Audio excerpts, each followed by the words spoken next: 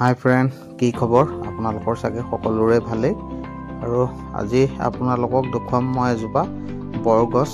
আৰু এই গছজোপা খুবেই বহুত পুৰণা গছ আছিল। এইজোপা এখন স্কুলৰ কাষত কছাৰীহাট বনগাঁও তৰুণেম্বী স্কুলৰ কাষতেই থকা এজোপা বৰগছ। যিহেতু মই আজি 20 বছৰৰ পৰা এই গছজোপা দেখি আছোঁ। আজি যিহেতু কাটিবলগীয়া হৈছে গছজোপা, আৰু ৰাস্তাৰ কাৰণে কাটিবলগীয়া হৈছে গছজোপা।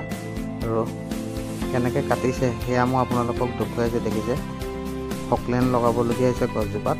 যিহেতু প্ৰথমতে গছজোপা কাটিব পৰা নাছিলে, যি মাটিৰ মালিক তেওঁ চাকি দিবলগীয়া হৈছে। চাকি দিয়াৰ পাছতহে গছজোপা কাটিব পৰা হৈছে। আৰু এতিয়া মেচিন দি কটা হৈছে, আৰু JCB অলপ টানি দিছে গছজোপা। আৰু কেনেকৈ কাটিব আৰু কেনেকৈ পেলাই সেয়া মই আপোনালোকক দেখুৱাম। চাই থাকিব ভিডিঅ'টো শেষলৈকে।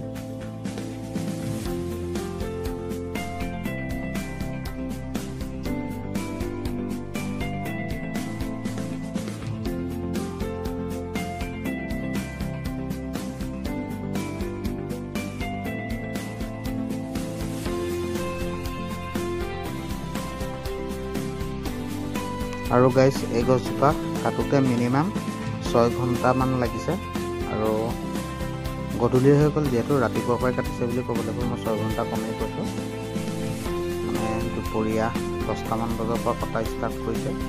আৰু গধূলি সময়ত কাটি পেলাইছে গছজোপা। আৰু মই পেলোৱা দৃশ্য দেখুৱাম আপোনালোকক। আৰু দেখিছে মানুহৰ ৰাইজৰ খুবেই ভিৰ লাগিছে। আৰু গছজোপা এয়া কাটি হৈ গৈছে যিহেতু। আৰু JCB ফকলেনখনে ঠেলিব, যিহেতু ঠেলি পেলাব। মই পেলোৱা দৃশ্য দেখুৱাইছোঁ আপোনালোকক।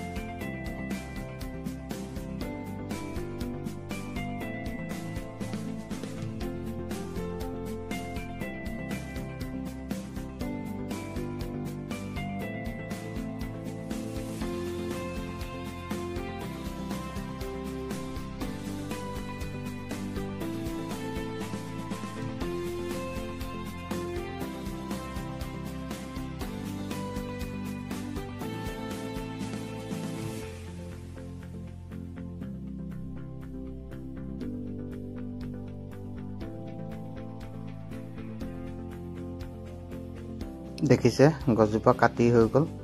আৰু এয়া দেখিছে গছজোপা কাটি হৈ গ'ল। ফকলেনখনে ঠেলিলে ভাগি পৰি গ'ল। এয়া চব এইজোপা গছজোপা ভাগি পৰি গ'ল। যিহেতু এজোপা পুৰণা গছ আছিলে, আৰু ৰাস্তাৰ কাৰণে যিহেতু গছজোপা কাটিবলগীয়া আছে। খুবেই বেয়া লাগিছে আজি। যিহেতু বহুত গছ থাকিলে অক্সিজেনৰ পৰা ধৰি সকলোখিনি পায়, আৰু ৰাস্তাৰ কাৰণে বহুত ডাঙৰ ডাঙৰ গছ কাটিবলগীয়া হৈ গৈছে।